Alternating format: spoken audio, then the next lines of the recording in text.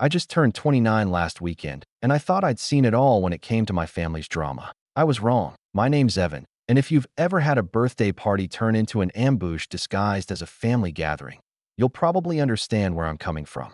It started normal enough.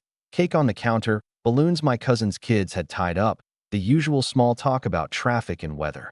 I was actually feeling good for once. I bought my house 2 years ago after grinding through my 20s, working late nights, saving every bonus check. It's small, but it's mine. And I guess that's the problem. It's mine. Right after dinner, my mom stood up, tapped her wine glass like she was about to give a speech at a wedding, and said in this cheery voice that didn't match the words coming out of her mouth, "We all agree Evan should sell his house and give the money to your sister's baby fund. She needs it more."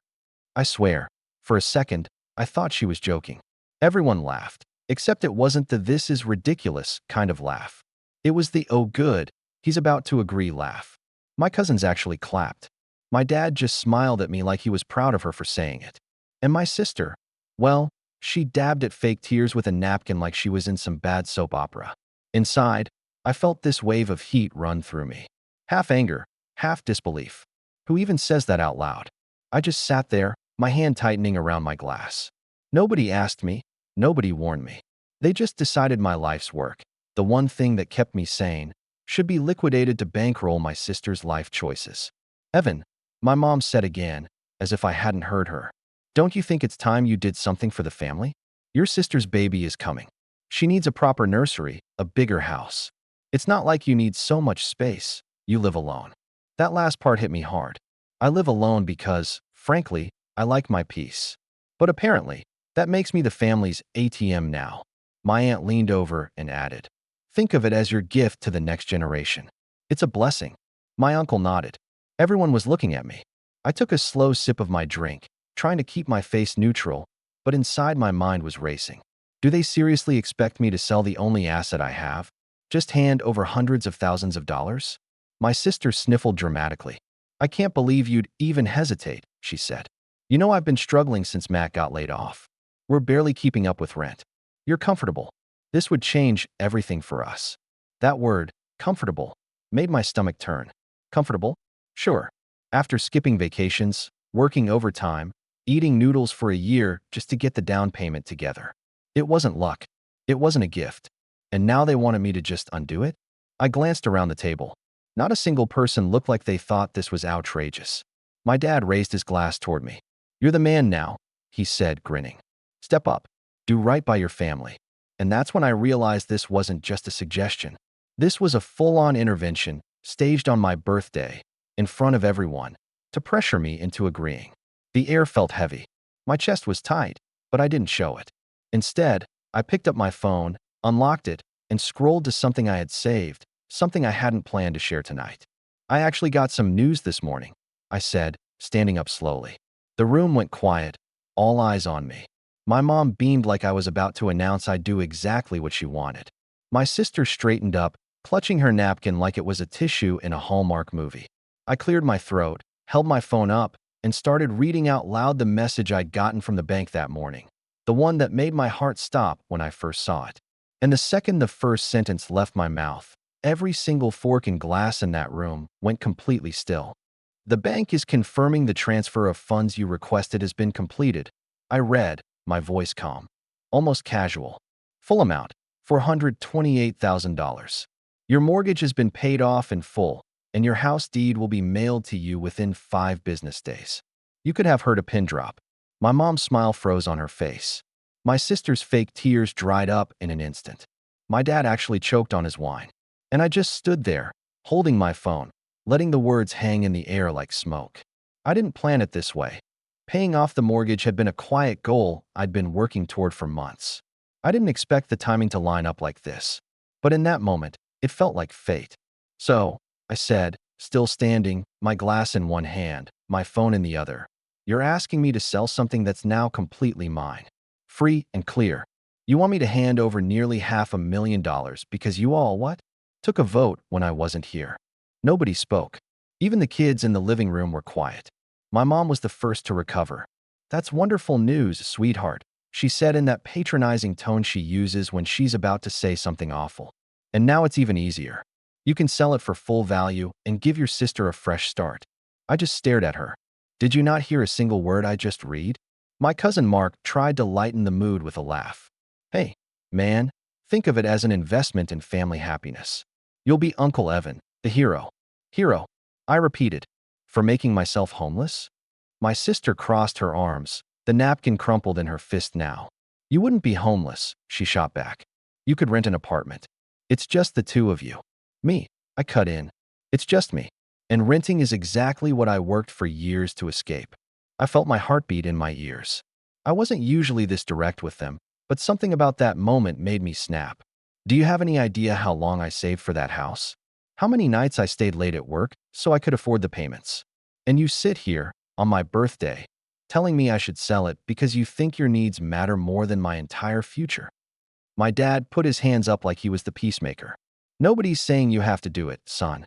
We're just saying it would be the right thing. The right thing. That phrase landed like a punch.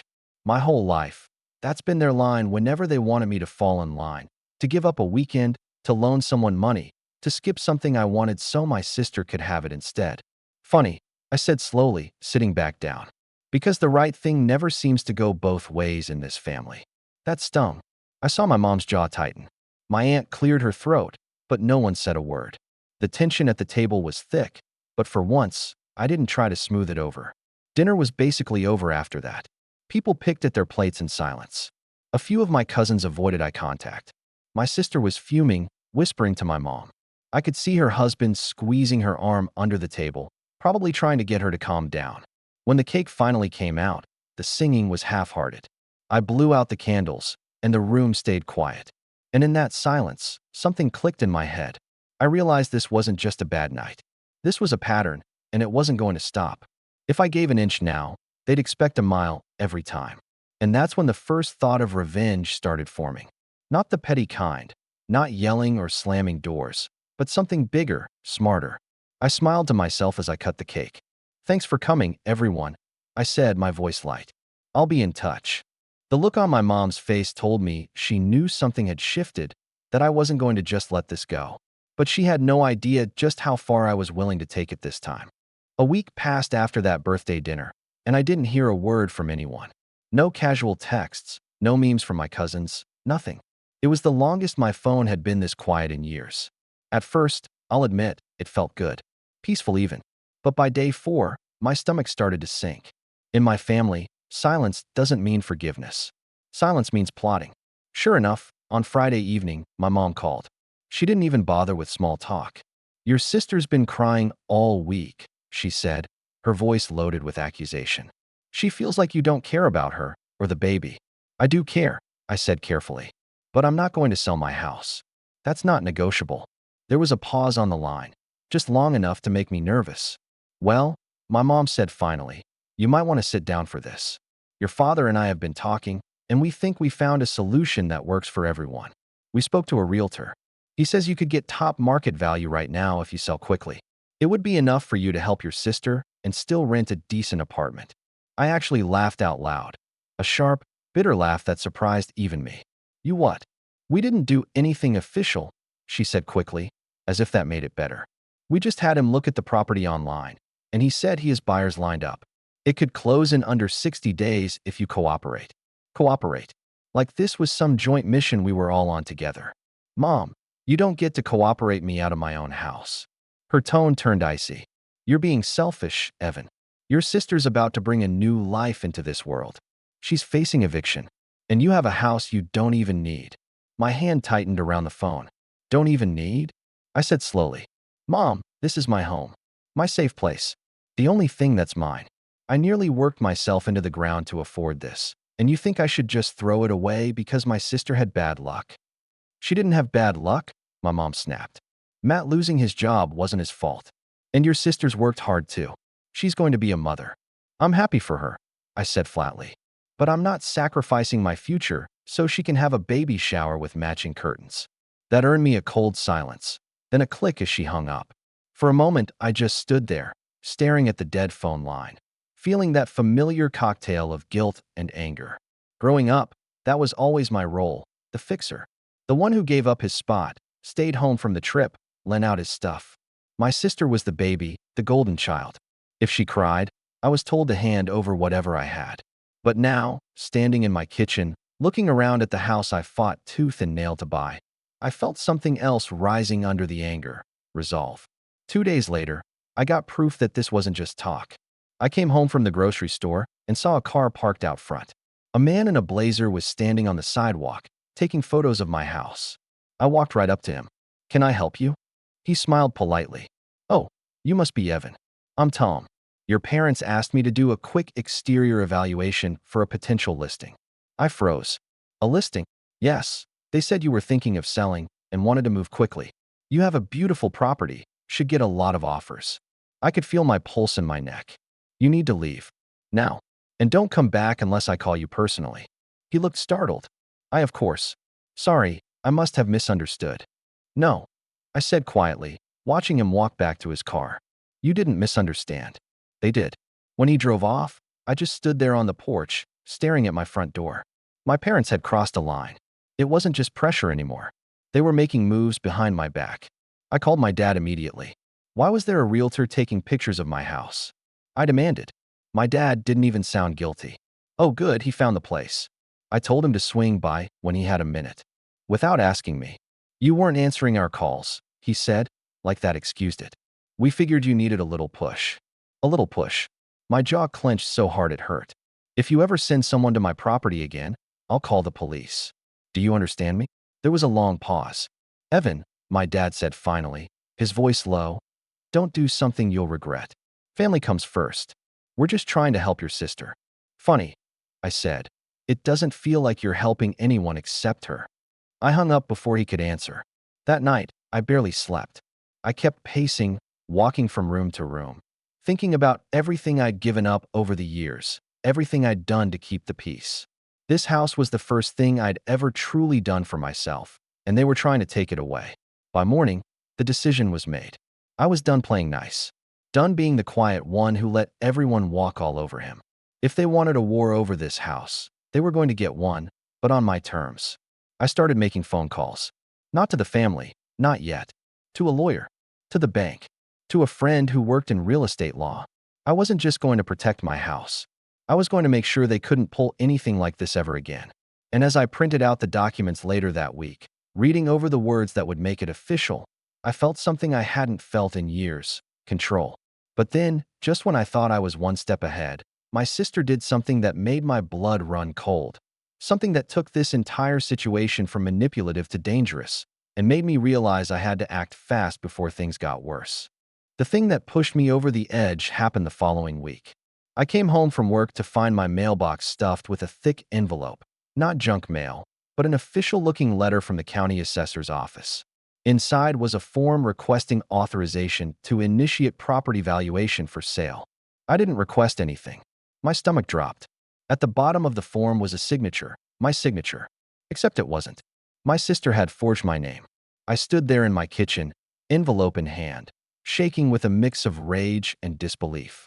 She didn't even try to hide it. She'd literally taken one of the forms from when I closed on the house 2 years ago, traced the signature, and sent it in. I called her right away. "Hey," she said, sounding way too cheerful for someone who had just committed fraud. "Cut the act," I said coldly. "Did you forge my signature?" There was a pause, then an annoyed sigh. "Oh my gosh, Evan, you're being dramatic. It was just paperwork. We were trying to speed up the process before the market drops." Mom and Dad know," she said defensively. "They said it was fine. You were dragging your feet, and I can't be homeless when the baby comes." I actually laughed, a hollow, stunned laugh. "You just committed a crime, and your defense is the market might drop? Do you realize how insane that is?" "You're overreacting," she said, her tone snapping from fake sweet to annoyed.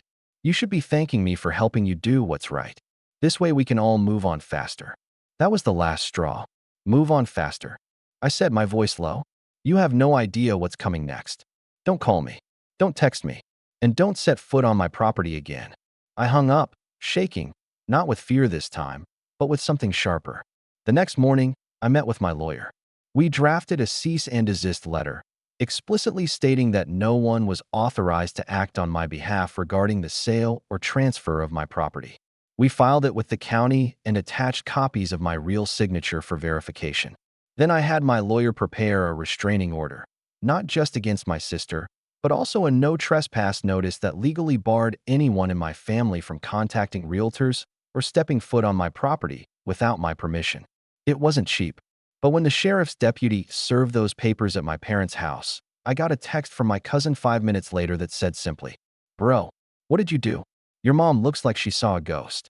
That weekend, I invited a few close friends over and celebrated by signing the last set of papers that transferred my house into a revocable living trust, with me as the sole trustee. From that moment on, my house wasn't technically owned by me, but by the trust. That meant if anyone tried to sue me, pressure me, or force a sale, they'd be fighting a legal entity with its own protections. But I wasn't done. A month later, my sister sent out invitations for her baby shower. I wasn't invited. My mom texted me the next day. "We thought it would be better if you didn't come, just to keep the peace." That text was the final green light for me to go through with the plan I'd been quietly setting up since the night of my birthday dinner. See, during those late nights after work, while my family thought I was stewing in my house, I'd been meeting with a financial advisor. I had more savings than they thought. Not millions, but enough. Enough to make a point. 2 weeks before the shower, I had a professional event planner rent out the nicest hall in town on the same date and time as my sister's shower. Then I mailed out invitations to the entire extended family, plus a few of her friends, cousins, and even some of her coworkers, inviting them to Evan's housewarming and mortgage-free celebration. When the day came, my sister apparently still went ahead with her shower. According to my cousin, who texted me updates the entire time, barely half the guests showed up. The rest came to my event. At mine, I gave a short speech. Calm, collected. "Thanks for coming," I said, standing in front of a big display showing my framed deed and a photo of my house. As most of you know, there was a little drama about my home recently. Tonight, I just wanted to make something clear. This house isn't going anywhere. It's fully paid off, legally protected, and can't be touched by anyone but me. And I want you all to know that I will never again be pressured, guilt-tripped, or manipulated into giving up the life I built for myself. The room erupted in applause. And it wasn't just pity claps. Several relatives came up to me after, quietly saying they admired me for standing my ground, that they wished they'd done the same in their own families. Meanwhile, my sister texted me mid-party. "You are so selfish. Half my guests left early. Do you know how embarrassing that was?" I didn't reply. A few weeks later, word got around that she and Matt had to move in with his parents temporarily because they couldn't make rent. I didn't gloat, didn't say "I told you so," but I also didn't offer a dime. The last time I saw them, months later at Thanksgiving, she wouldn't look me in the eye. My mom tried to act like everything was normal, but I noticed she didn't bring up my house, money, or my responsibilities once. Funny how quickly people stop talking about what you owe them once you make it clear you won't be pushed around anymore. As we were leaving that night, my dad walked me to the door. For the first time in my life, he looked respectful. "You really made your point this time," he said quietly. "Yeah," I said, slipping on my coat. "And I'll make it again if I have to." I drove home, pulled into my driveway, and just sat there for a moment, staring at the house. My house. For the first time in months, it didn't feel like a battleground. It felt like mine again. And the best part? I didn't just win the fight. I made sure there wouldn't be another one. So that's how I shut down my family's little plan and made sure my house stayed mine forever. Honestly, I still can't believe they thought I'd just roll over and sell it because they asked. What do you think? Was I too harsh by legally shutting them out? Or was this the only way to finally make them respect my boundaries? Would you have gone this far if it were your family?